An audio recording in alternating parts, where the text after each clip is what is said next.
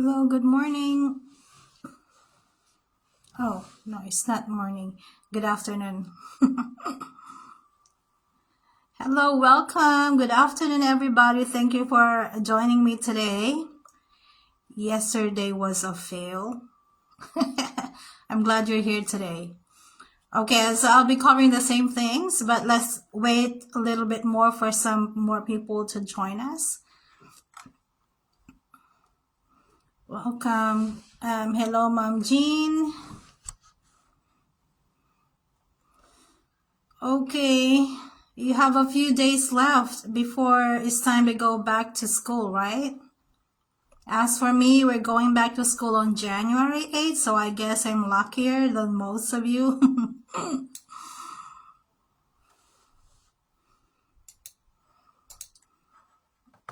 Okay, so I'll start at 12, probably when there's 10 people already watching, then I'll start. So let's wait for some more to join us.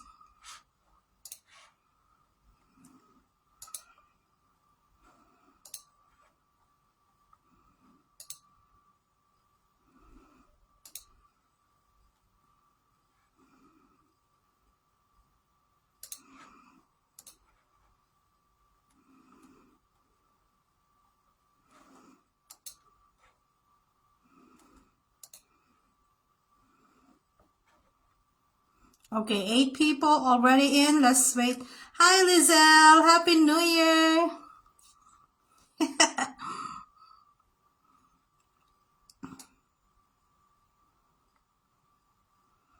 Okay, 8 people in, 2 more, and then we'll start. Okay, I actually made kind of like a script, just so I'm not all over the place. So I'll just read from my script so I don't forget anything.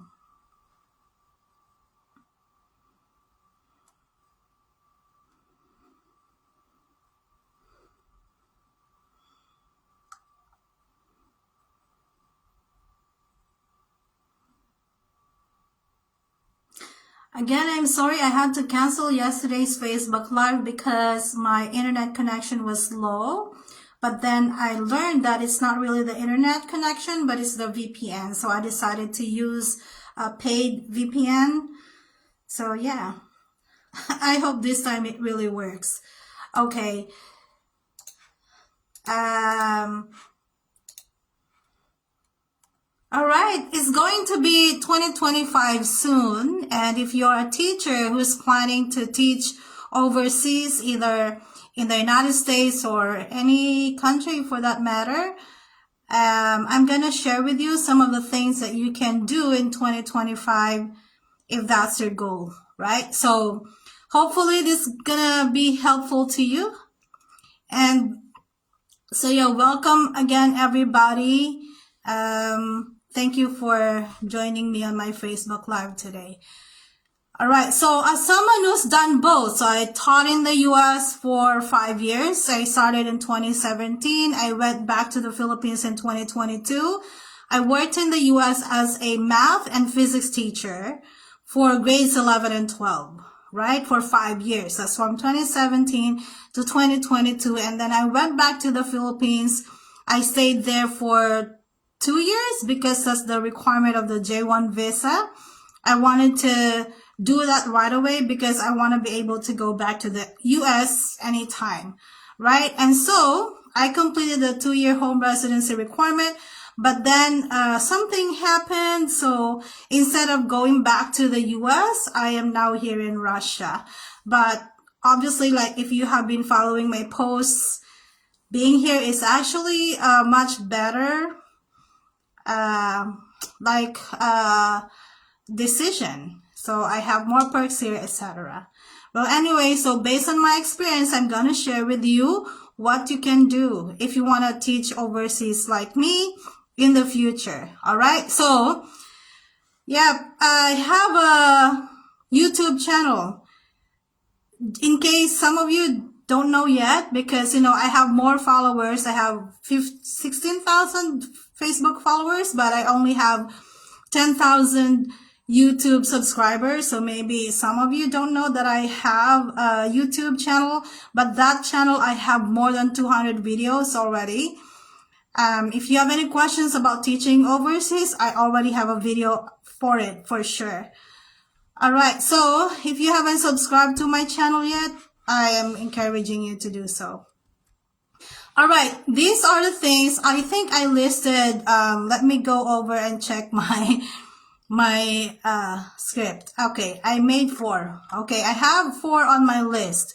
And these are the things that you can do in 2025. You can start now, actually, if you want to teach in the US or other countries of overseas, right? So the first one that you can do in 2025 is to work on your eligibility. So if you have a notebook, a pen beside you, I suggest to write down things so you don't forget them. You know, again, number 1, work on your eligibility. You can visit the website of Bridge USA, the US agency that is over the J1 exchange visitor program. But if you're trying to pursue H1B, you can visit the USCIS website. You can Google both. Just Google J1 visa program USA or H1B visa program USA. Anyway, J1 and H1B visas are visas specifically for the US anyway. Okay, so write this down. I'm gonna tell you, because how can you work on your eligibility if you don't know what the eligibility requirements, right? So these eligibility requirements will determine whether you are qualified to teach in the US. So if you don't have any of these eligibility, then you cannot even apply. All right. So the first one, by the way, this list of requirements I am lifting from the website of Bridge USA. So the first one is be seeking to enter the U.S. for the purpose of full-time teaching as a teacher of record at a primary or secondary accredited educational institution in the United States. So this is for J1. If you're a primary teacher or secondary teacher, you should be ready to work there on a full-time basis. So if it's just part-time, they don't have anything for you. Okay? And so that's the first one. Next, the second eligibility requirement is you should possess sufficient proficiency in the English language. Sufficient proficiency in the English language. All right? They don't require IELTS, TESOL, TOEFL, whatever else. They don't require that. So your eligibility on this part, your English language proficiency, will be determined during the interview. Okay? Well, some visa sponsors may have a quick quiz about this, but really, there's no exam. I haven't experienced any of this yet. All right, I already mentioned 2 eligibility requirements, right? Next, so hang on. I think I skipped some. I told you I made a script. Okay, we're on. Okay, next. You should meet the qualifications for teaching in primary or secondary schools in your country of nationality or last legal residence. Okay? Again, you must meet the qualifications for teaching in primary or secondary schools in your country of nationality or last legal residence. What does it tell you? Even if you're not living in your home country, say a lot of Filipino teachers are teaching abroad as well, right? Say in Thailand, but they want to move to the US. You can also apply to teach in the US while you are outside of your home country. It is fine. It says here, it's from the website of Bridge USA. Again, meet the qualifications for teaching in primary or secondary schools in your country of nationality or last legal residence. So even if you're outside of your country, As long as you are qualified to teach in that country, you will also be qualified to teach in the US. Okay? So it's okay if you're currently living in South Korea and teaching there, if you're currently teaching in Kazakhstan, and then you want to move to the US, it's okay. You can still apply for J1 visa. Another thing, I think this is 4th. Be working as a teacher in the home country or country of legal residence at the time of application. So you should be currently teaching. This is what this one is telling us. Or if you're not currently teaching, you should still meet the eligibility qualifications. Let us say, number 1, they said you should have recently taught within the 12 months. Okay? And then you should show proof that you have, pursued an advanced degree. Right? So again, I think that one was not clear. Okay, let me say it again. Okay, scrap that first one. I'm so sorry, guys. I just woke up. Yeah, because I slept really late. Okay, the next one, let me repeat this part. Be working as a teacher in the home country or country of legal residence at the time of application. Or, if not working as a teacher, otherwise meet the eligibility qualifications. And letter A, have recently, which is within 12 months of application, completed an advanced degree, such as master's degree or PhD. And have 2 years full-time teaching experience within the past 8 years. So for those who are not currently teaching, they will still accept your application if within the last 12 months you have completed an advanced degree. Again, that's master's or PhD. And you should have at least 2 years of full-time teaching experience within the past 8 years, at the time of your application, which means that if you have left the teaching profession for a while, let us say 5 years, you have not been in the classroom teaching full-time, you are still eligible to apply because that falls under the 8 years, right? Past 8 years. But later on, I'll tell you something about this because the interpretation of these eligibility requirements would differ from visa sponsor to visa sponsor, okay?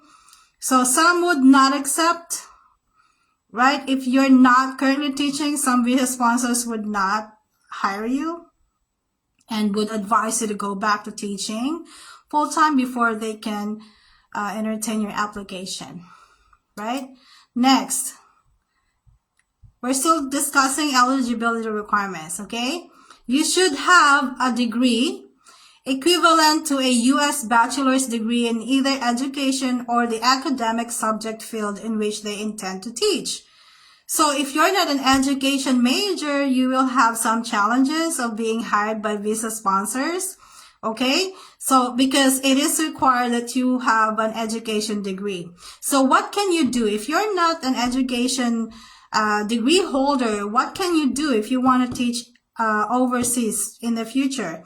You should get, I don't know what it is called in your country, but in the Philippines, I know you can get some units, right, to qualify you to take the licensure exam. And so therefore you can get your teaching license. Okay. Please note that for H1B, they want you to have 36 units. Not just 18 units in order to qualify to teach in the US. Okay, you should have 36 units. Not just 18, not 24. But for J1 visa, I think 24 is enough. They just want you to have a teaching license. Okay? Miss, how come you're saying that we must have a teaching license? It doesn't say in the eligibility that, teaching license from home country is required. If you go back to the first, to the eligibility requirement I mentioned earlier, which says meet the qualifications for teaching in primary or secondary schools in their country of nationality or last legal residence. So in the Philippines, what will qualify you to teach? You should have a teaching license, right? So therefore, a teaching license from your home country is a requirement. You have to have this and it should be valid. Okay? So next.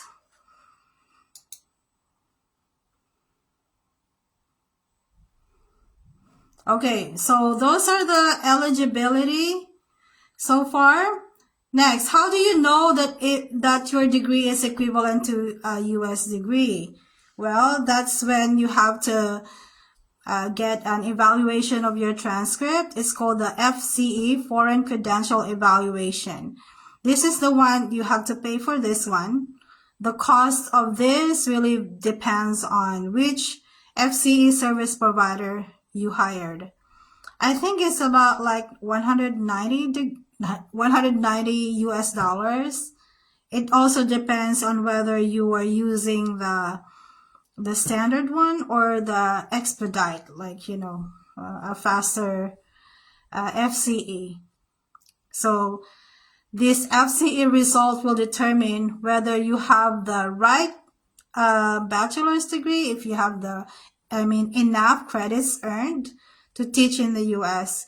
And it also will determine what grade level you can teach in the US, whether it's in the secondary or primary.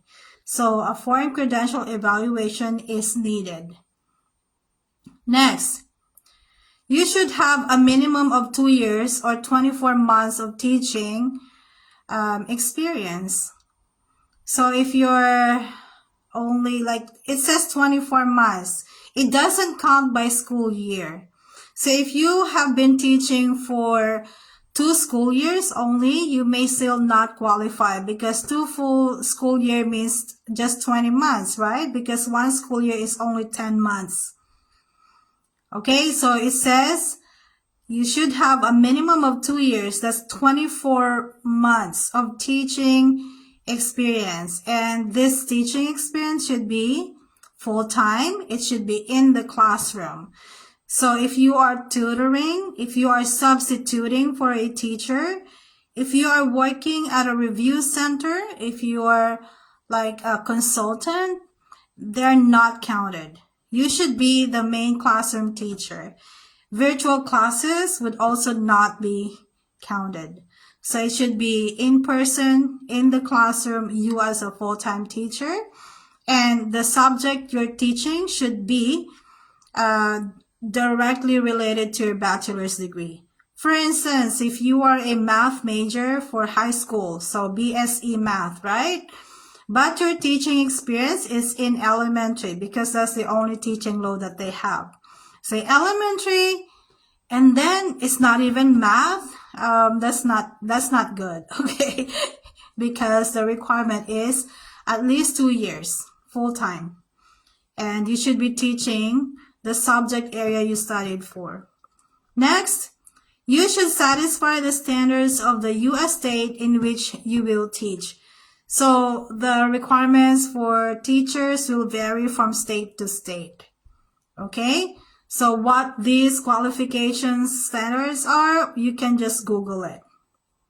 Anyway, when you apply to visa sponsors, they will check on all these things, and if they qualify you, it means that you are eligible to apply, right? And of course, you should be of good reputation and character.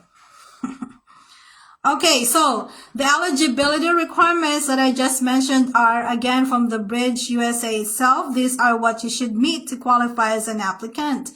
These are not the documentary requirements yet. So based on my experience, I noticed that every visa sponsor has its own way of interpreting these requirements. That's why they might ask more documents than these requirements would imply. So for instance, although it does not say that you should have a master's degree, some visa sponsors might require master's degree depending on the subject area you're planning to teach in the United States. For instance, EPI, to be specific, they require master's degree from English majors. So if you want to teach in the U.S., if you want to teach English in the U.S., you should have a master's degree, but that's only for this specific visa sponsor. So most visa sponsors don't have such requirement. Okay? So again, every visa sponsor has their own ways of interpreting the eligibility. So what can you do now? If you're not eligible, because you're lacking some of those, then you have to address it right away. If you want to teach in the U.S., okay, in the future. So, which means that if you're not currently teaching, make sure to get back to teaching as soon as you can, and make sure that your teaching load is what you studied for. For now, if you're already teaching, but you're not teaching the subject that you studied for, say you are like a science major, but you're currently teaching mapping, okay, you should advocate for yourself and request for teaching load in science the next school year. Because otherwise, even if you've been teaching for 5 years, so for instance, I'm a physics major, BS physics, but I have been teaching, let us say, social studies for 5 years, that will not count. Okay, so if your goal is to teach in overseas, it's also true for international schools, then that 5 years will not be counted because that's irrelevant. That's not related to your bachelor's degree, because, you know, when you apply to the U.S., say I'm going to apply to the U.S. as a physics teacher, but then they will look at your teaching experience. You have not taught physics. So you will not be qualified, right? You also cannot apply as a social studies teacher because your bachelor's degree is in physics. So that is why it is important, if you are currently teaching, but not teaching the subject you're supposed to teach based on your bachelor's degree, then you should advocate for yourself. If you don't want to transfer to a different school, then request to be given a teaching load in that subject area. Okay, so you can start building the teaching experience that is required, right? Even if you teach in international schools, they will require at least 2 years of relevant teaching experience as a full-time classroom teacher. Okay, so make sure that this is happening, right, if you want to teach overseas. Then if you don't have any valid teaching license, say it's expired already, then get a new one, right? Apply for, what do you call it? It's not recertification, but, you know, just apply for a new teaching license, and you will, oh, it's a renewal, right? Renewal. Okay, so if you don't have a teaching license yet, then make sure to get it as soon as you can. I know, when was the last licensure exam? I don't remember. But yeah, but you have to have a teaching license. So if you are a college student and you're looking to work overseas in the future, make sure that you are specializing in primary to secondary, okay? Because they're not hiring pre-kindergarten. Kindergarten is included in the primary, right? So, meaning if you want to teach in the U.S., your bachelor's degree should be from, you know, like kindergarten. So was that ECE or BEd, BSE, right? Or BS. But if it's BS, you should have some education units. Again, if H1B, you should have at least 36 units. So make sure that you are also majoring in the in-demand subjects, right? What are the in-demand subjects in the U.S.? That would be sciences, math, SPED. If you're an elementary teacher, you should be a generalist, right? General education. So if you're a BEd graduate, make sure that your teaching load includes the core subjects: math, English, science. Okay? Because most schools would like an applicant to be able to teach the core subjects because it will be easier for you to get a teaching certificate in the US, right? So if you arrived in the US on J1 visa, the visa sponsor and your employer, the school district, is going to help you get your teaching license there. So that is why they want you to be able to teach different subject areas, especially if you're an elementary teacher, so they can easily obtain a certificate for you. If you are pursuing H-1B visa, however, you should be able to obtain teaching certificate from the state before going to the US.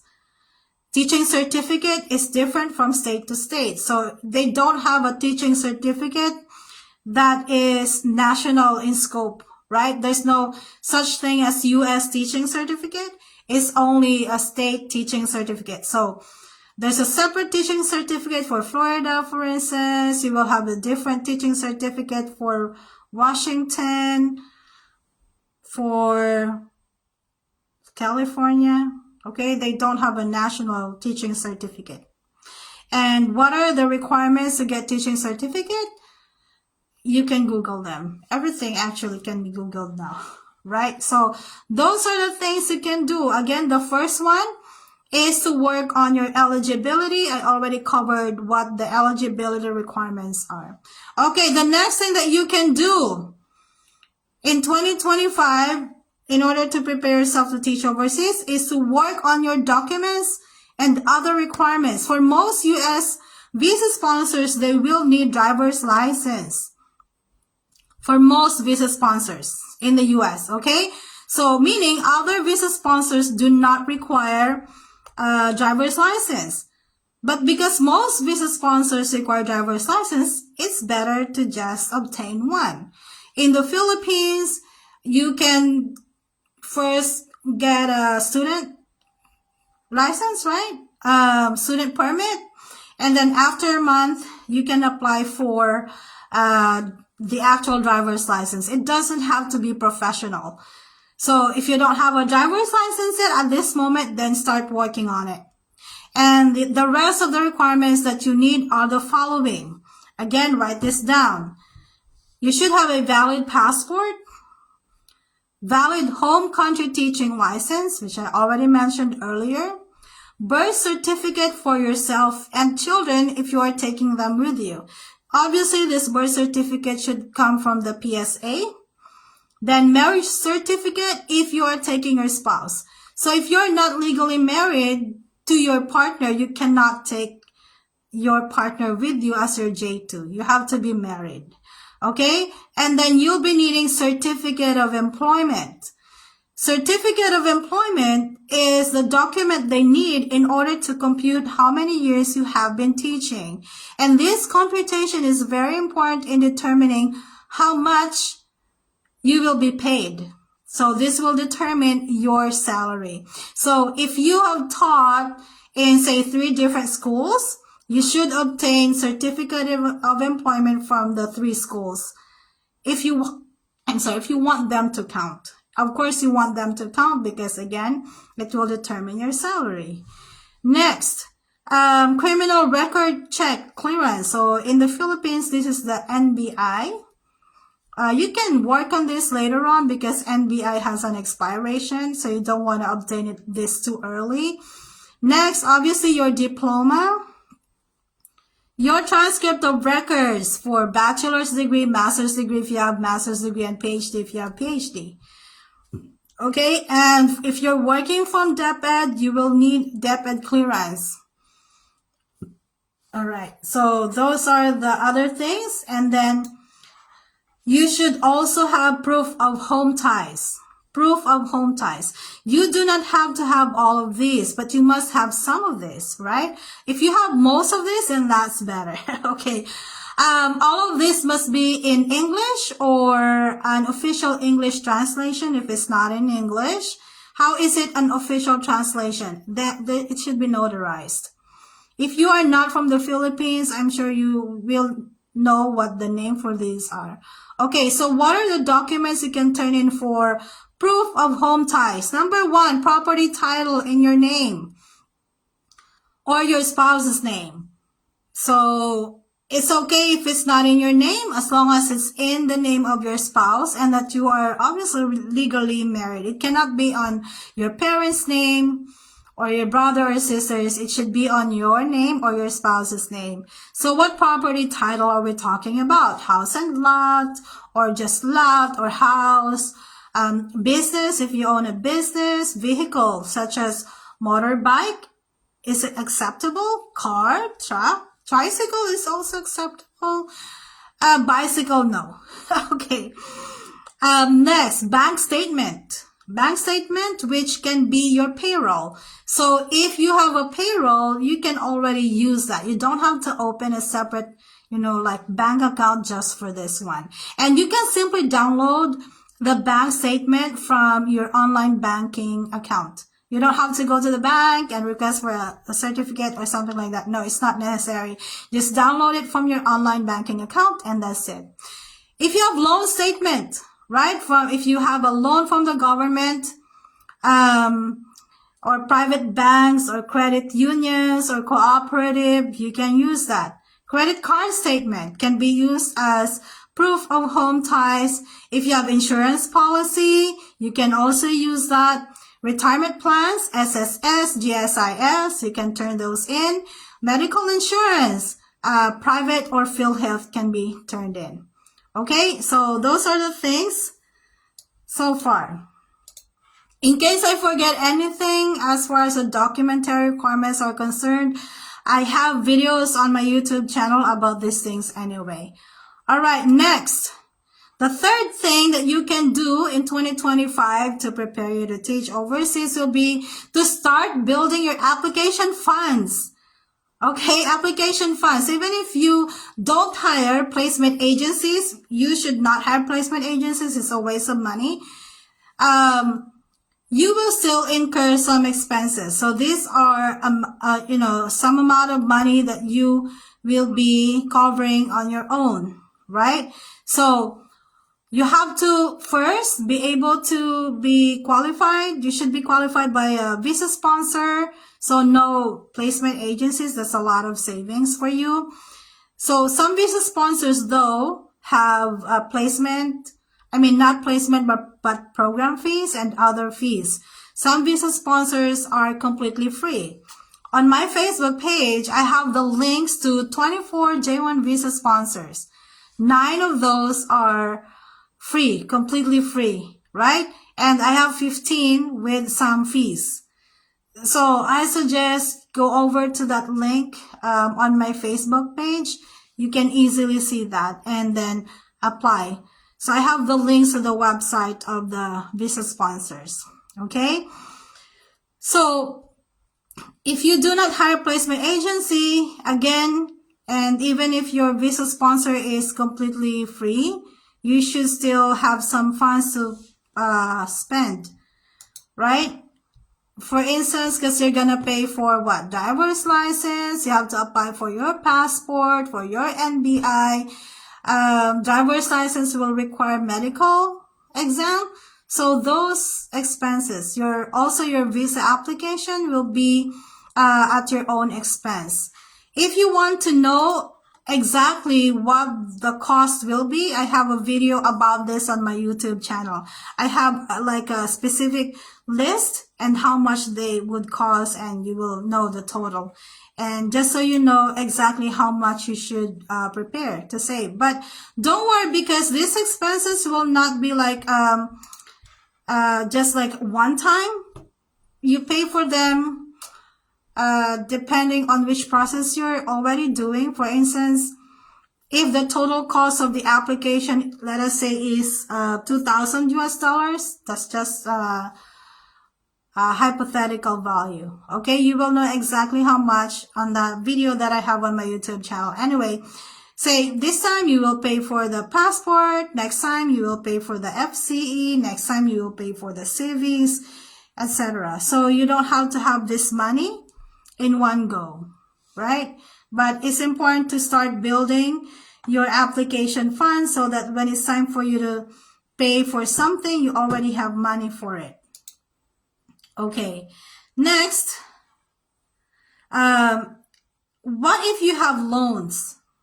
Should you pay them before going to the US? Okay, so if you have huge amount of loans, don't worry, since you don't need to clear your loans before leaving for the US or other countries, unless it is required by your school to get a clearance, right? Although J1 visa does not require a clearance from your school, the Philippine government does. For J1 visa teachers, the Commission on Filipino Overseas will require clearance from your school. So if you're coming from a private school, you should show proof of clearance. For DepEd, what if you have loan with GSIS? GSIS will not require you to pay off the loan, but you have to make an arrangement how you will pay the loan when you are already overseas. So you don't have to clear the loan, right? So what if you have loans with a private bank? Also, you don't have to clear your debt. You just make an arrangement how you will pay for it while you are overseas. So like in my case, I had a loan with Security Bank in 2017 because I used the money for my thesis writing. So when I was in the US, I just asked my sister to pay for me. So I sent money to my sister every month and she goes to the bank on my behalf until I, paid off the loan. So don't worry if you have loans. You're not required to clear them off unless that's a loan to your school that you have to clear so you can obtain a clearance from your company. Okay, now the fourth thing that you can do in 2025, starting 2025, to prepare you to teach overseas is to build your confidence in using the English language. Okay, I know some of you are a bit discouraged to apply because you are not confident with your English speaking skills specifically, right? The good thing about language skills is that you can be better with it by regular practice. You can train yourself. As you use the language, you will build confidence in using it, which will be very handy during your interviews because you will have at least 2 interviews before you get a job offer, right? So remember that for US and most international schools, English proficiency certifications such as IELTS, TESOL, TOEFL, etc. is not required. So it is during interviews that they can gauge whether you have the acceptable level of English proficiency. So I'm speaking from my experience, right? When I went to the US, I never turned in any English proficiency certification because it was not required. When I got here in Russia as well, they did not look for any IELTS, TESOL, or TOEFL certification. So you just have to be confident in using the language because you have to make sure that the employer assess you or evaluates you as someone with the right level of English proficiency. Okay, so you really have to ace your interview. I made a video about how I taught myself to speak English confidently. Okay, and you can watch that on my YouTube channel. I also made more than 3 videos about interviews as well. It will help you a lot in preparing for your own interviews. I know a lot of you have only had one employer so far, right? You started at that school after graduation and you've been there for 10 years. So you never really had a lot of experience with doing interviews. So watching these videos is going to help you prepare for your future interviews. So it's time to revisit your interviewing skills. So again, I have videos about interviews on my channel. All right, I think I'm done. Just to recap, 4 things that you can do in 2025 to prepare yourself if you want to work or teach overseas. Number 1 is to work on your eligibility. Number 2 is to work on your documents and other requirements. Number 3, start building your application funds. And the 4th one is build your confidence in using the English language. All right, so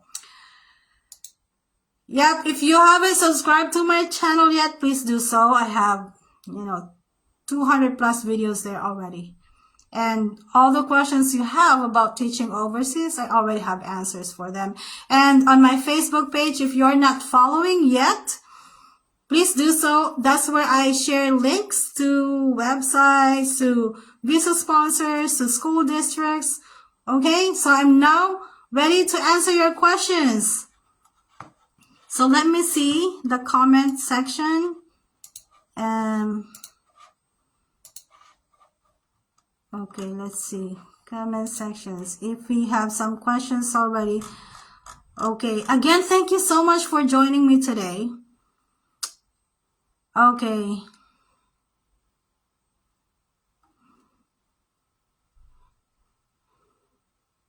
I applied already, and okay, I'm now reading one of the questions, Manegdeg. Okay, ang hirap basahin. Good day, ma'am. I applied already and undergone initial interview and submitted my FCE. I am in the approved stage already, but I have a concern. I am teaching elementary, but Filipino concentration. What will I do for them to hire me? Okay. All right. So, if you have been in the approved stage,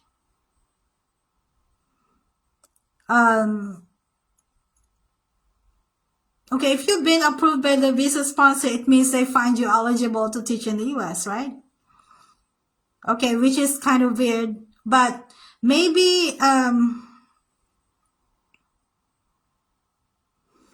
if you're an elementary teacher but your major is Filipino, I think as long as they probably put you in the approved stage because you're teaching other subjects as an elementary teacher, right? So if they put you on the approved stage, it means that they find you eligible. So now when you have your, your principal interview, your main goal is to impress the principal and, be found fitting and that you're a good match to the teaching position they're hiring for, right? So I think since you've been approved, you're eligible to teach. So just do really well on your interview with the principal and so that they will find you suitable for the teaching position. Okay. So just a few things that you need to understand.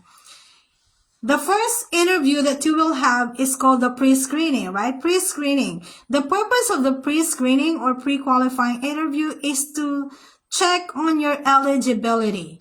If you pass this, it means that you are eligible to teach in the US.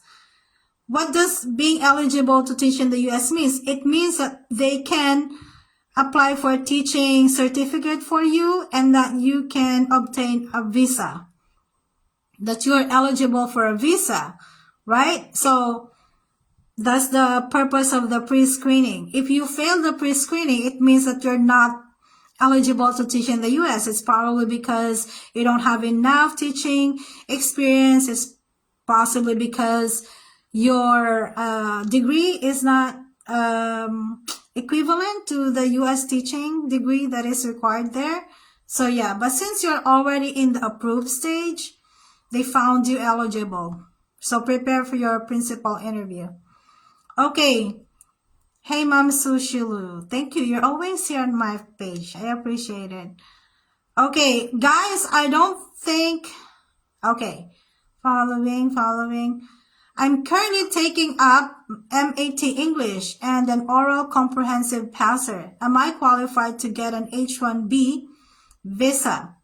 So for H-1B, you should be a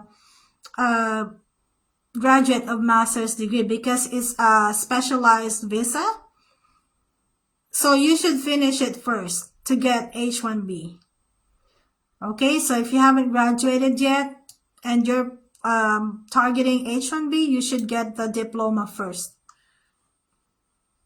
But if you're targeting J-1 visa, you're not required to have master's degree. Okay, but Ma'am Teresita, just try, just apply.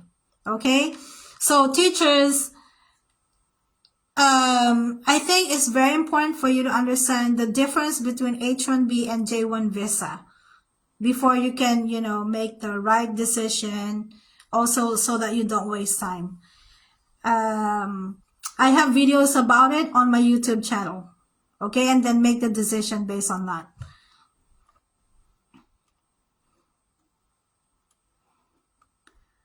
Can you share with us some H1? Okay, Sir Vince, if you are still here, I already did.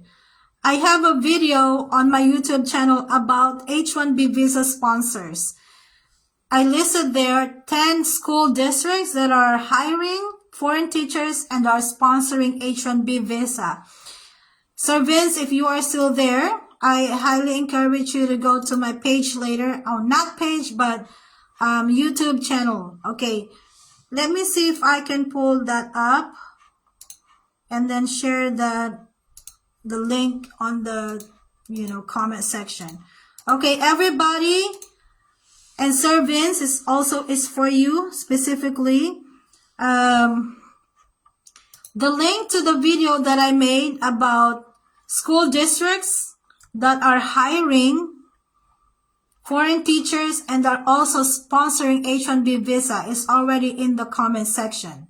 Okay, I hope you can see this, but it's already posted here. Okay, let me go over the questions. Sir Vince, I hope you can see the link, but it's already there.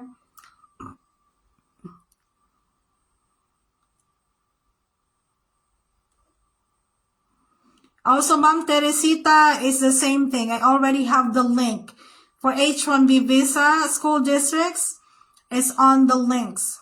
It's on the link, comment section, sorry.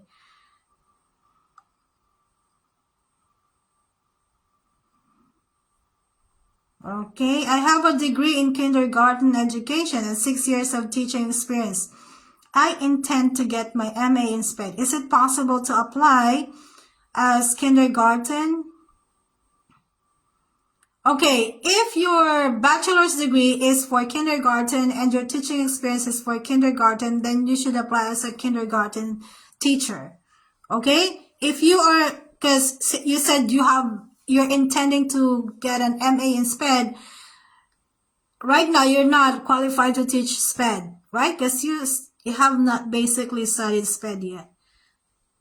You should finish SPED, your MA SPED, if you want to teach SPED in the US. For now, you can apply as a kindergarten teacher.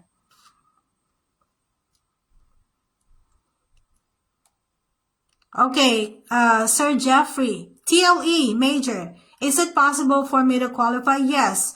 TLE is, in the US, they have CTE. Okay, I always forget what CTE stands for. Okay, CTE.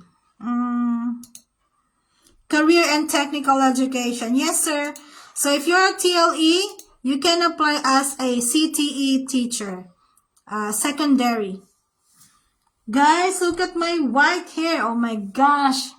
Thunders. Yes, sir. So you can apply. Any more questions? I don't see any new questions anymore. Sir Jeffrey, I hope you heard me.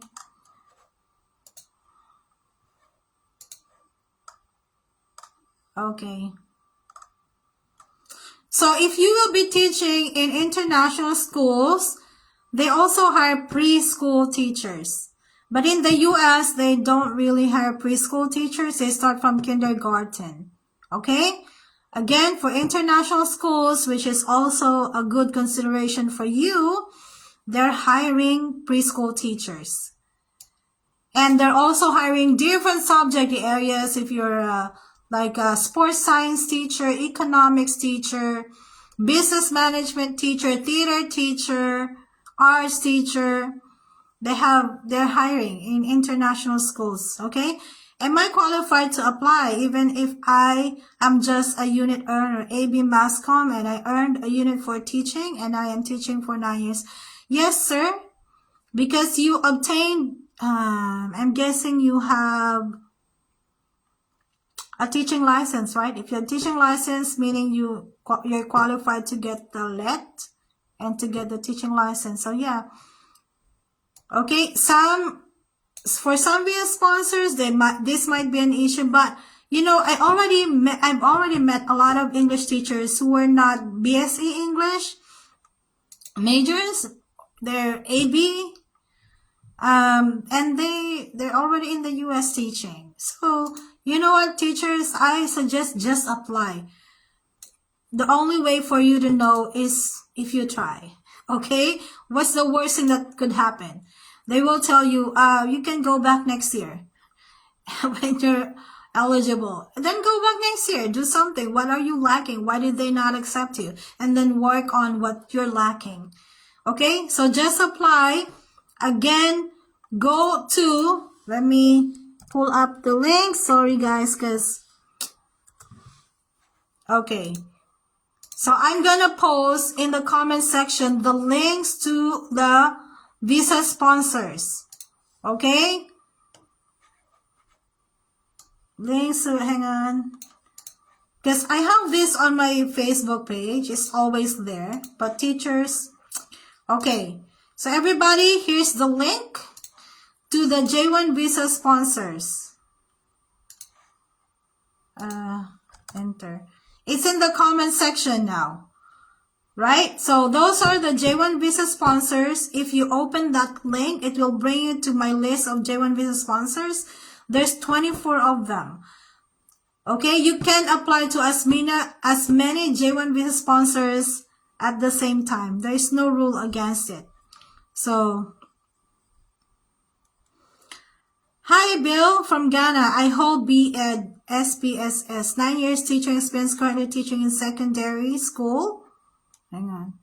Can I be heard? Again, Nick, same answer for you. Just apply. Because, you know, I don't know the other details of your credentials, but the best way for you to know is to send in your application. On the comment section, I have the links to the visa sponsor. What will you do? Open the link. That's the website, right? That's the website. And then you will create an account there. Once you have an account, you will know what to do next. You will know what to upload because, you know, in some website, they will also have someone to chat with you. Okay? So everybody, the first step is to go to the website of the visa sponsor on my list. Again, you can apply to as many visa sponsors as you like, but your target is to apply to visa sponsors that don't charge program fees. You can save a lot of money in there. So, and then create an account and you will know there what are they requiring, what should you submit, right? Okay. But I just covered the requirements. So if you have them ready now, make sure to scan them, not take photo, okay? Make a proper scan of the documents I mentioned earlier. Save it in one folder on your computer so that when you are ready to sit down, you can just simply upload. Okay? So, yep, since you already know the documents that they will be requiring, prepare them now. Go to the links that I gave you. Upload. But again, just a reminder, once you send your application, your school will know that you are applying.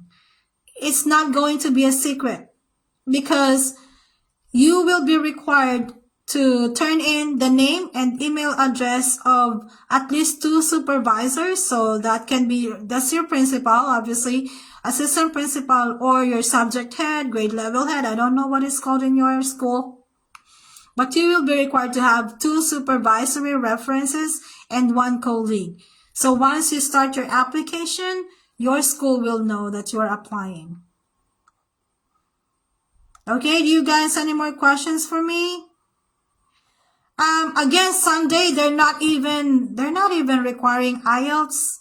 Okay, so I'm not familiar with the, ratings for IELTS, but it doesn't matter, again, because if you're applying as a teacher in the US and even international schools, most of them will not even look for IELTS or TESOL or TOEFL. I have never had to do IELTS or TESOL. Okay, so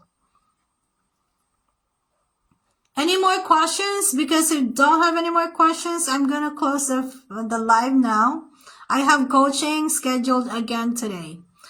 All right. So by the way, since there are no questions yet, some of you are asking me if they could join my coaching. Well, at this moment, I announced it on my Facebook page. At this moment, I am no longer accepting teachers for coaching for the school year 2025-2026. Okay, there's a reason for it. I will open my coaching with the new edition of the book.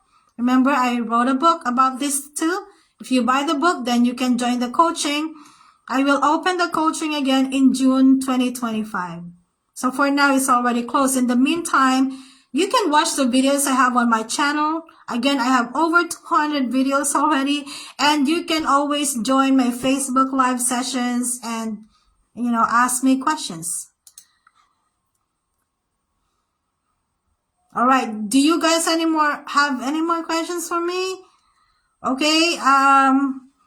If you want to watch my previous Facebook live, they're just on my Facebook page because I don't delete them. They're always here. You can go back to the videos anytime you like.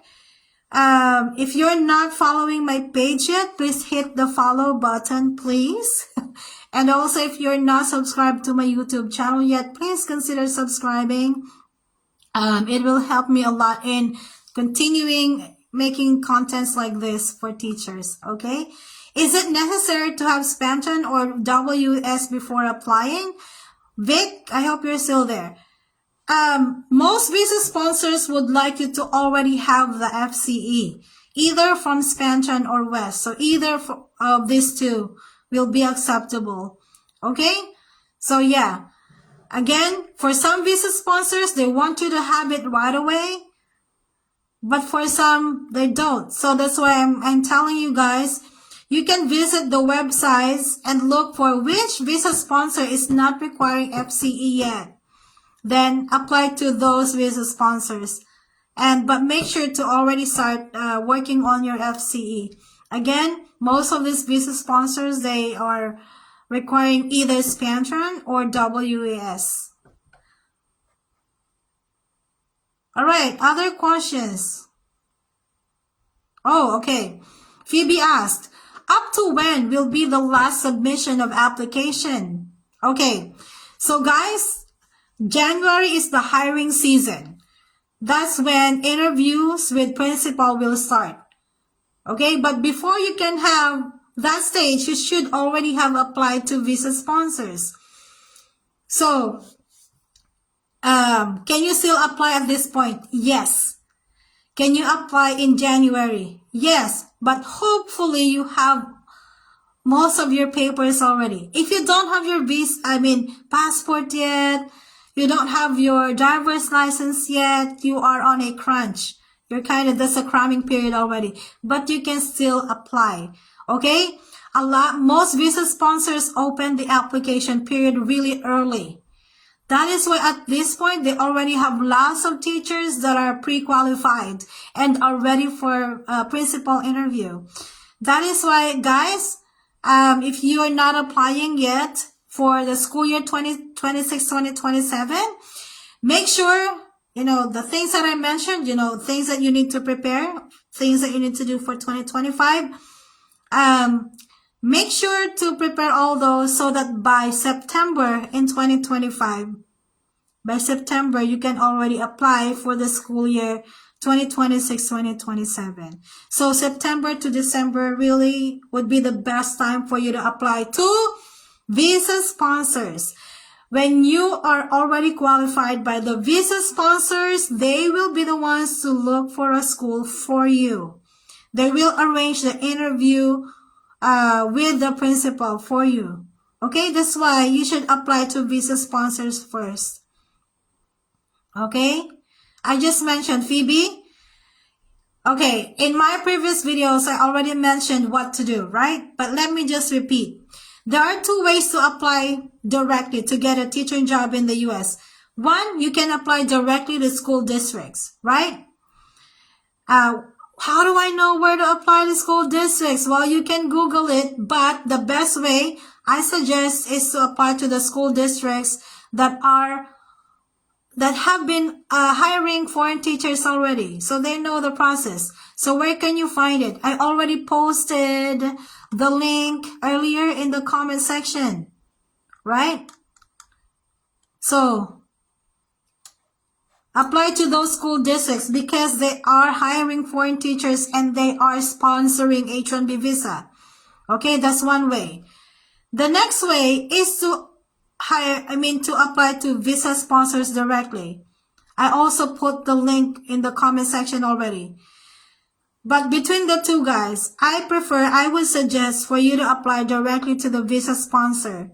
Because again, once hired by the visa sponsors, they will look for the school for you. You just have to wait. They have like a MOA with school districts. So these visa sponsors already have partnered school districts, not just school. So every school district, they have like more than 200 schools, right? So yeah, apply to visa sponsors first. And then when the visa sponsor hires you, they will look for a school for you. Okay, so that's my answer to you, Mom Phoebe. So I hope you're still here to hear that. Okay, so teachers, apply to visa sponsors first. That's the fastest way. And then they will look for the school for you. Again, here's the link to the visa sponsors. Okay, teachers, if you notice, I disabled the messaging on my Facebook page because at this point, since I already closed my coaching, I don't want to reply time and again that the coaching is closed, blah, blah, blah. So if you want information from me, I have the links on my Facebook page. If you have questions about how to do things, I have videos on my YouTube channel. And you can always join my Facebook Live and ask your questions here. So I can answer you right away. I'm losing my voice. Oh my gosh. Okay, do you guys have other questions for me?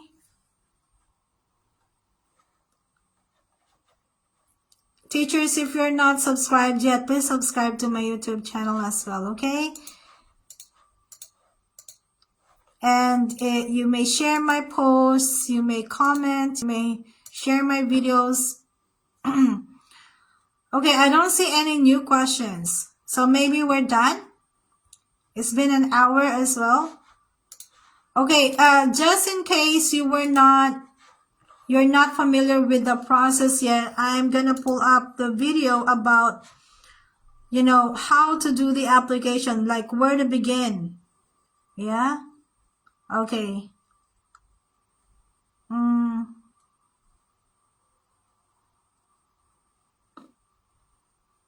Okay, give me a moment. I have video about the cost. I will also post that here. Okay, how much does it cost to apply? Give me a second. Okay. So the link that I just placed in the comment section, that's for the cost of application. So you can prepare and build your funds. Okay, while you are typing your questions, let me go and look for the video about how to do the application.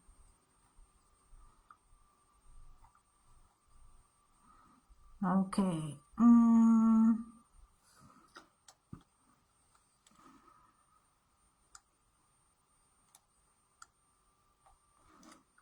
Okay, this one. Okay, watch this video as well.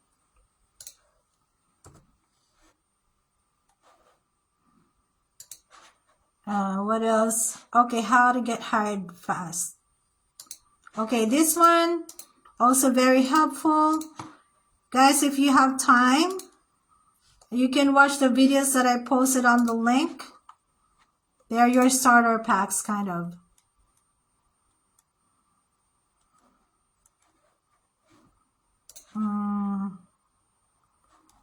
Okay, hang on.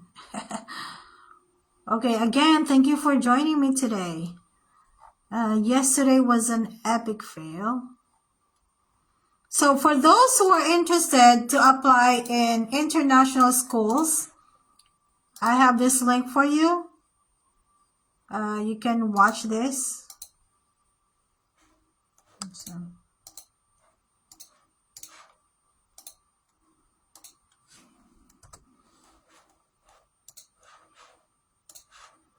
Okay, I think that's it. Okay, questions? Does it matter if you choose Pantone or West with the school and district you are and who occurs of JO? Okay, Miss Jessica. It's either. So therefore it really doesn't matter. Okay, as long as the visa sponsor is accepting. Okay, Pantone or WES. I think the price point would be different. But yeah, it doesn't matter. So as long as it's accredited by the visa sponsor, you're fine.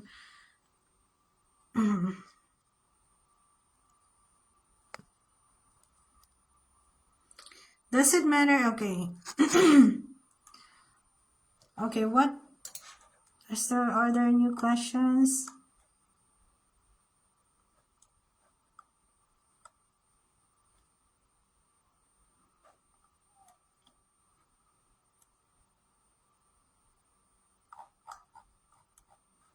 Okay.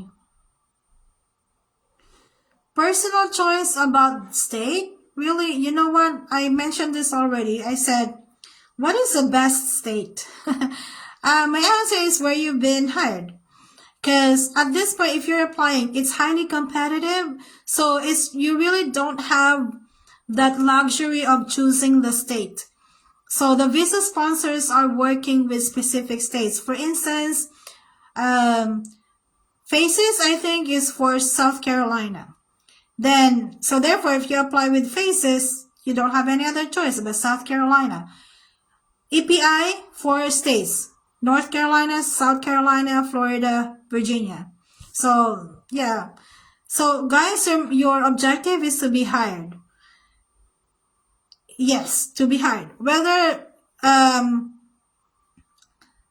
yeah, that's my answer. Okay, I will not say any specific state because I want, if your objective is to teach in the US, for now, it doesn't really matter which state you'll be teaching in, but obviously there will be some,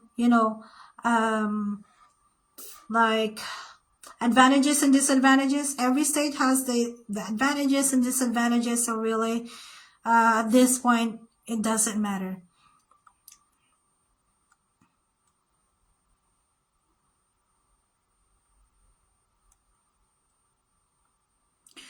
Con Kruka. Okay. So again, guys, I mentioned the eligibility requirement. So it says there that you should have the correct bachelor's degree, right? And then your teaching experience should be at least 2 years related to the bachelor's degree. So if you are, so Ma'am Konkruka, you did not mention what your bachelor's degree is. So if your bachelor's degree is what, I don't know what your bachelor's degree is, but you are required to have 2 years, right? 2 years of teaching experience. That is directly related to your bachelor's degree. So like in my example earlier, if you're, say, a science major, but then you're currently teaching social studies, you will have a problem with your eligibility, right? If you have had any experience teaching in kindergarten, then you can apply as a kindergarten teacher. You should have at least 2 years teaching experience as a kindergarten teacher. So, but if you are B.Ed, so now you're currently teaching 6th grader, then you will apply as a grade school teacher. Alright, I don't know what your bachelor's degree is. Ma'am, can you recommend to US for a legit agency was Fly Now Pay Later program or agency? Ma'am Yang, I'm not gonna, again, you don't need placement agencies. You don't need placement agencies in order to get a teaching job in the US. You don't. Go apply directly to visa sponsors. Okay? Right? Because if you apply directly to visa sponsors, you have options. There are visa sponsors. On my list, I gave the link earlier twice. There are visa sponsors that are free. You're not gonna pay them anything. Why would you pay an agency? Right? So I'm not gonna give you any names for placement agency because I encourage you to do it yourself. Apply directly to visa sponsors. In order to work in the US, you must understand, you only need two things. Number one, an employer. Number two, a visa sponsor. Sometimes the employer is also the visa sponsor. Okay? Don't worry about expenses yet at this point. So you're probably, prematurely stressing yourself with the expenses. Watch the video that I posted about the cost of application. And then you will know, oh, okay, I don't really need much. And like I said, whatever the cost of application is, you're not going to need it in one go. It will be staggered. Like for instance, for now, I will pay for my driver's license. Next, I will pay for my passport. Next, I will pay for my medical exam for the driver's license. Next, I'm gonna pay for my service. It's not like a one-go thing, right? The biggest amount that you have to prepare is for the show money, which is at least $2,000 US.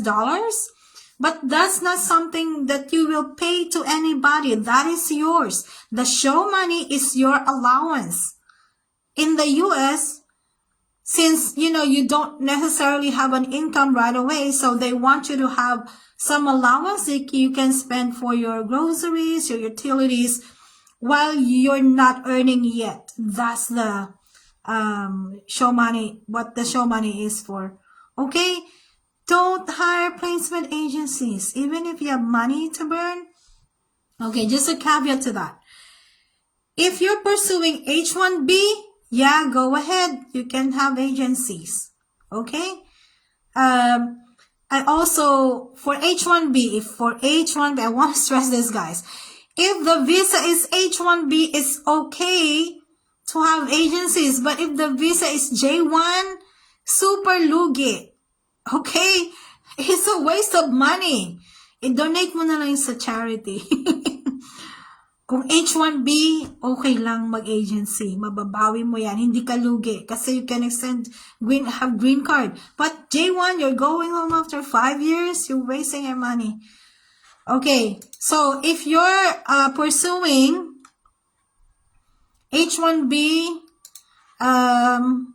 again, you can have agencies. Can I start my applications before working on my evaluation? Yes, Ethel, like I said, not all visa sponsors will require FCE right away.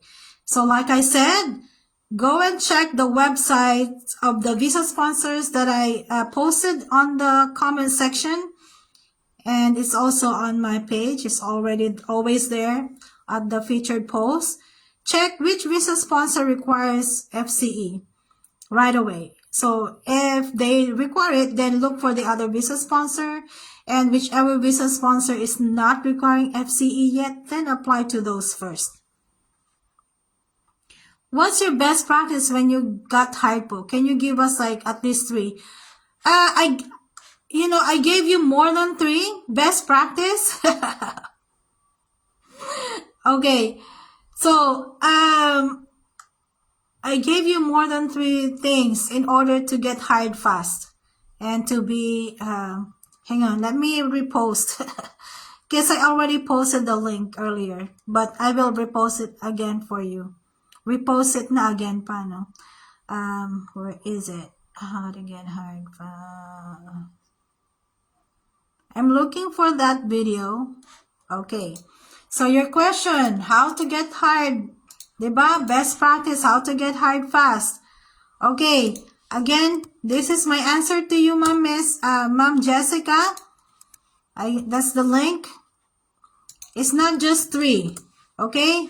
I made a video about it. So if you have time, B.Ed major in MAPE, graduate for education woman.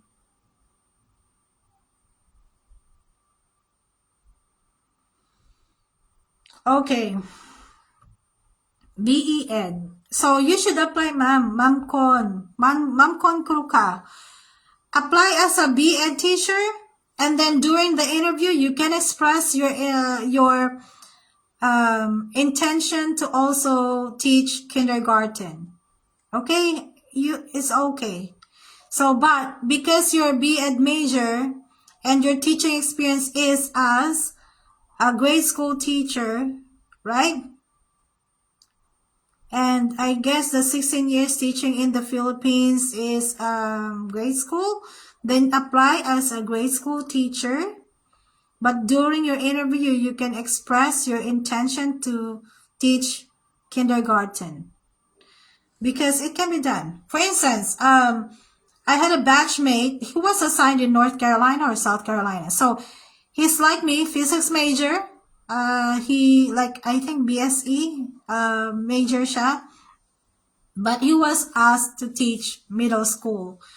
But during the application, it's important the alignment is very important. So when you arrive in the US, they can actually ask you to teach other things, okay, at a different grade level, right? When I went to the US, I applied as a physics teacher, but my teaching load was mostly math. So, but for the application period, when you apply, I put there grade school teacher. Okay, and in some visa sponsors, they have options like what other subject areas you can teach or what other grade level. Then you can select kindergarten. Okay, so I hope that is clear.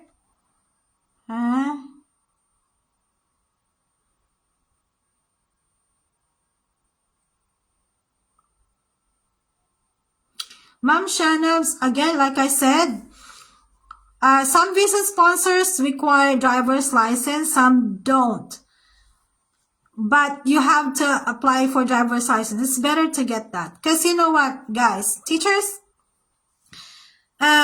since many visa sponsors require driver's license, it's better to just get one. There is a reason why they're requiring driver's license. In the US is not like the Philippines or most Southeast Asian countries where there's public transportation everywhere. In the US, having your own car is a necessity. Okay? And if you're assigned in rural areas, there will be no public transportation. There are no buses, no. And at the end of the day, it's actually more expensive. So I was assigned to teach in Orlando, Florida. It's a city. It's a big city. There's bus there. There's Lyft and Uber. Those things. But it's more expensive. So eventually, my husband and I, we bought a car. Right? So, yeah. So that's why I said to prepare, get a driver's license now. Because it's going to take longer time, right? In the Philippines, they will issue first a student permit.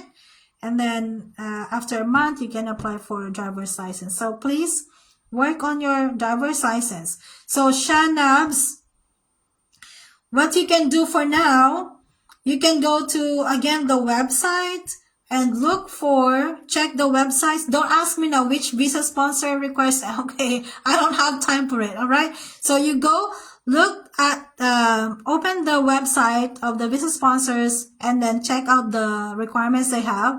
If you find one that does not require driver's license, then apply to that visa sponsor. That's what you can do. You don't have FCE right now, then look for visa sponsors that don't require FCE at this point. If you don't have driver's license, then look for visa sponsors that don't require driver's license for now, and then work on your driver's license. Okay? So, the application is highly competitive, teachers. So, if you want to be hired fast, you want to be prepared with all the documents. If you can have the FCE now, the driver's license now, you have more chances of being hired, right? So, because they will, if there are 5 people applying, okay, obviously they will prioritize the teachers with documents that are ready. If you have good credentials, but you don't have FC, you don't have driver's license, you're kind of not ready yet. So they will prioritize teachers or applicants who are ready with the documents.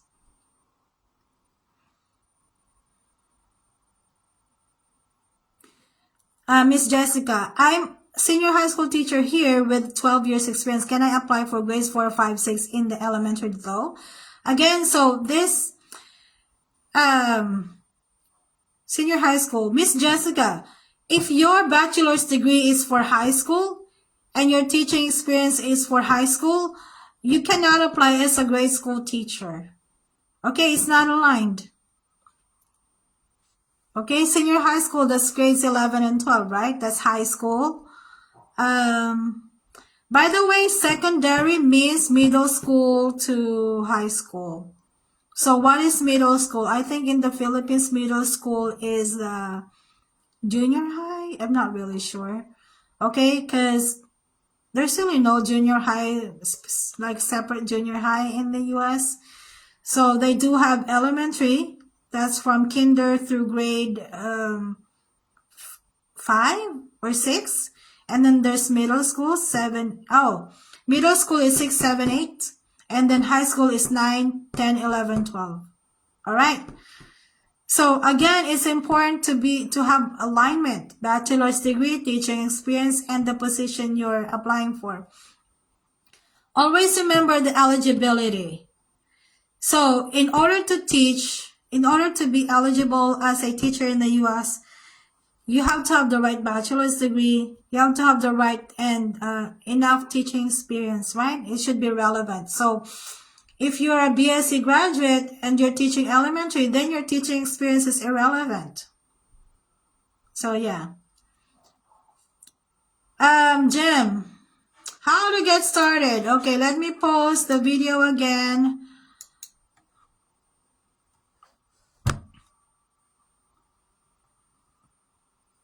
Okay, I'm looking for the video. This video will tell you where to begin. Okay, including the requirements. But you know, okay, where? Ma'am, what is it? Where is it? Ma'am Gems, I already posted. Maybe you're just joining right now.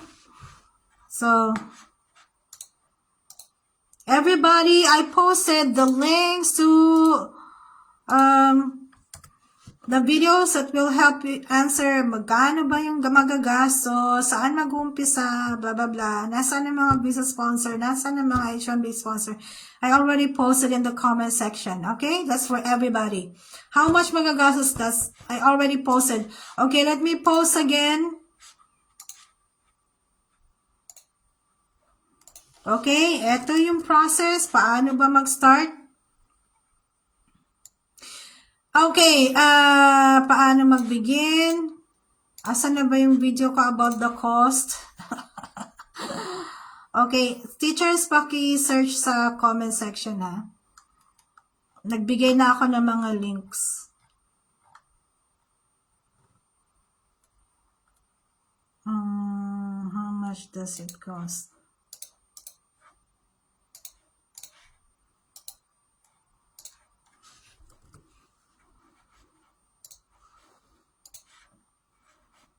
Okay, other questions? Ma'am Gems, my answer is on the link. It's a video. Okay, you can watch that when you have time. Asan na yung questions?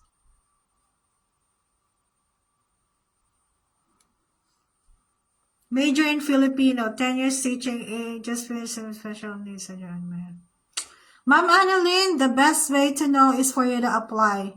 Okay, because even if you have special needs education certification, You may still have a problem applying as a SPED teacher because you don't have a teaching experience as a SPED teacher. But a lot of teachers are able to teach in the US by just having masters in SPED. So not necessarily having like a teaching experience as a SPED teacher. So if you are a student, if you know a student planning to take education as a college degree and they have plans of teaching overseas, tell them that they should major in subject areas that are internationally taught. So if you're a Filipino major, it's gonna be really harder for you. The reason is obvious, right? So again, if you are starting in the university but you plan to teach abroad eventually, whether in the US or other schools overseas, because it's an overseas school, your major should not be Filipino. It should not be values education. Again, if you want more chances of being hired abroad, for obvious reason, right? Religion is not an international subject, okay? Different countries have different religions. So if you're teaching religion in the Philippines, that's mostly Catholic, those things. So yeah, that's my advice to you. If you know somebody, a student, you can also give them the same advice, right? Because it's more challenging for you. Even for social studies, especially if you're specializing in something that's local, like Philippine history, right? It will be challenging, but as social studies, you can still work abroad. I'm losing my voice. I don't know why. Okay. Again, teachers, it's for everybody. Just apply. Just apply, and you will know officially if you're eligible or not.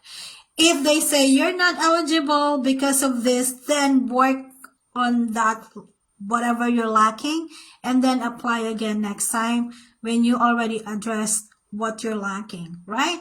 That's the best way. Just apply. Norlene, how to get SSN? No, you cannot. There's no way for you to get a social security number. Social security number is exclusive for those who are working in the US. Okay? If you're an American citizen, you will automatically have one. But if you're a foreigner, you have to be working in the US to get social security number. So Norlene, there's no way work around it. So I'm sure the reason why you're asking me about this is because you applied directly to the school and you got to the point where they're asking you for the social security number, right? That's why I'm saying you should apply to visa sponsors first. That's the fastest way, because visa sponsors, they know what to do. They know that you're a foreigner and you don't have social security number. And they have MOA with the school district, so they can tell the districts, okay, they don't have social security number, but we can work it out when they get here. Okay? So Mom Norlene, you cannot. At this point, you can't, because you're not in the US. So again, I'm saying apply to visa sponsors. They know what to do. But I have a video for you, Mom Norlene. Because that's a common problem. A lot of teachers are experiencing that because they apply directly to the school. I made a video about, solutions to some problems. Where is it? Okay, I'm looking for the video.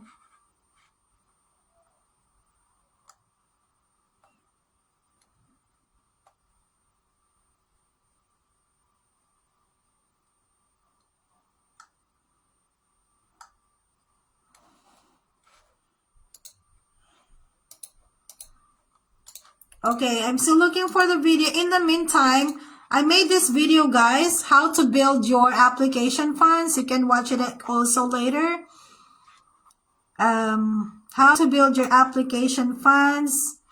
I'm still looking for the video that I want to share with Mom Norlene.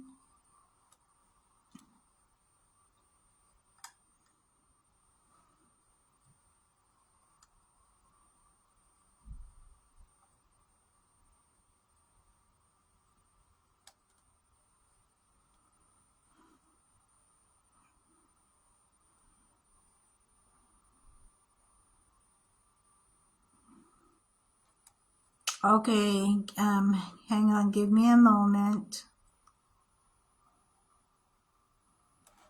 Oh, here. Okay, Ma'am Norlene, I have this video for you. Saan na yan? Social Security number. Naiihi ako, teachers. I go out, kaya lang. Okay, hang on. Nasaan na yung may Social Security number? Natanong. Ma'am Alma, nasagot ko na po yan. Okay, Ma'am Alma. Mas maganda mag-apply ka muna sa visa sponsor, ma'am, ha? Nakalagay na po sa link dyan sa chat. Pakihanap na lang po link sa mga visa sponsor. Unahin mo po muna mag-apply sa visa sponsor para hindi ka magka-problema. Kagaya ng Social Security number tsaka teaching certificate. Ito pala, Ma'am Norlene. Okay, yung video na yan, ma'am. Hang on.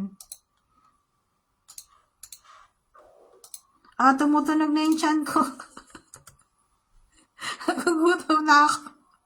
Nagugutom na ako, naiihipa, promise. Alam niyo yung tumatayo na yung balayibo ko. Wait lang. Ma'am Alma, apply ka muna sa visa sponsor. Nalink ko na po yung mga visa sponsor, Ma'am Alma. Okay.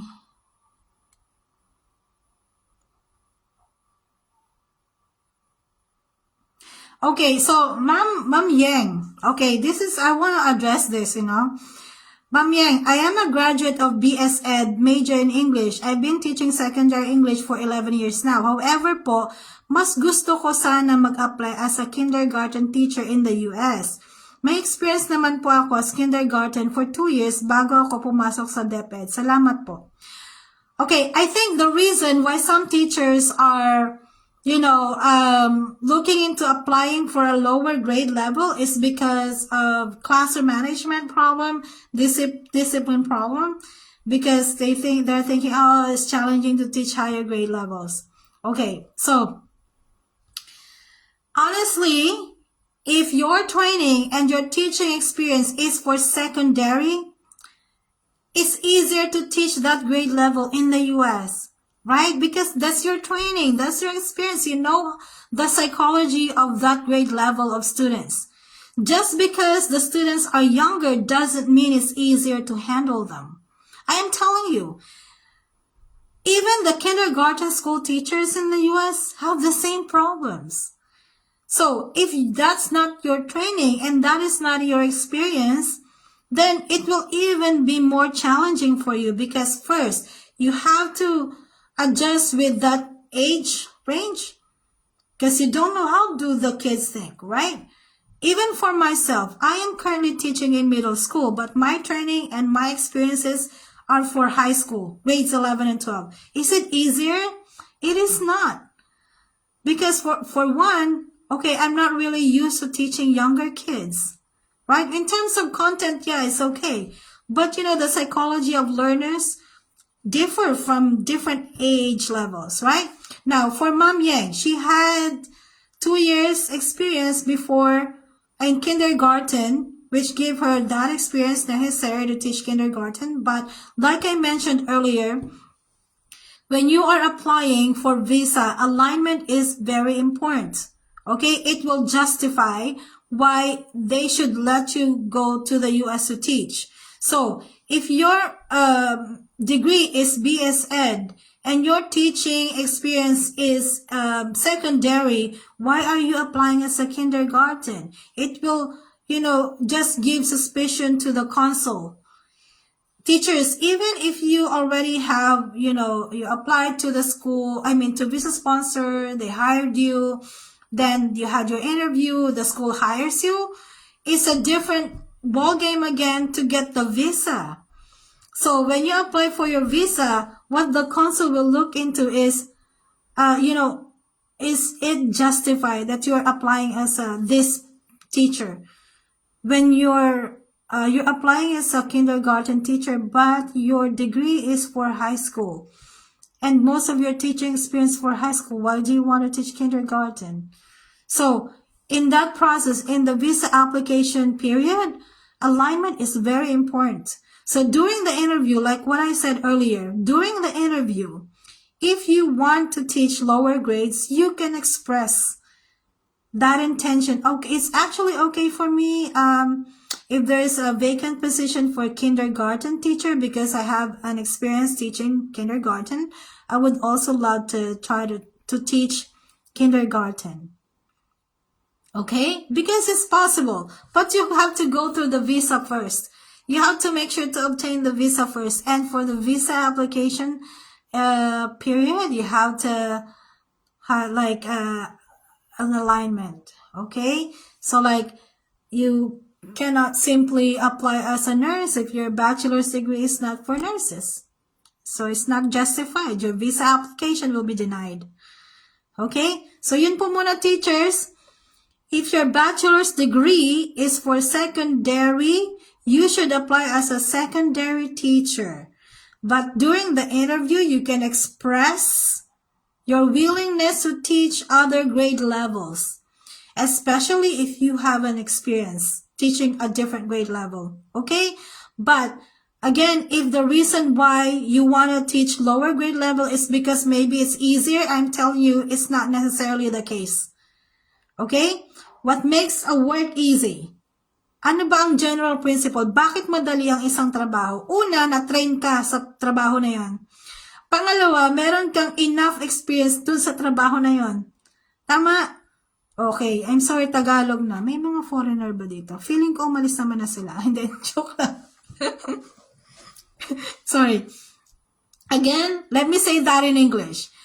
What makes a job easy is, number one, if you are trained to do it. Meaning, do you have the bachelor's degree necessary to perform the job? Right? If your bachelor's degree is for higher education or secondary education, then it will be easier for you to stick in the secondary teaching position, right? If your training is a secondary teacher, secondary level teacher, then it will make your job easier. Don't go to a foreign country with, like as a first-time teacher of kindergarten, first-time teacher of grade school, just because you thought it's easier because they're younger. Okay, that's a misconception. If you are trained as a secondary teacher and your teaching experience is secondary, it will be easier for you to handle secondary students here than to teach an entirely different group of students. I'm telling you that. Okay? So, yeah, that's my 2 cents.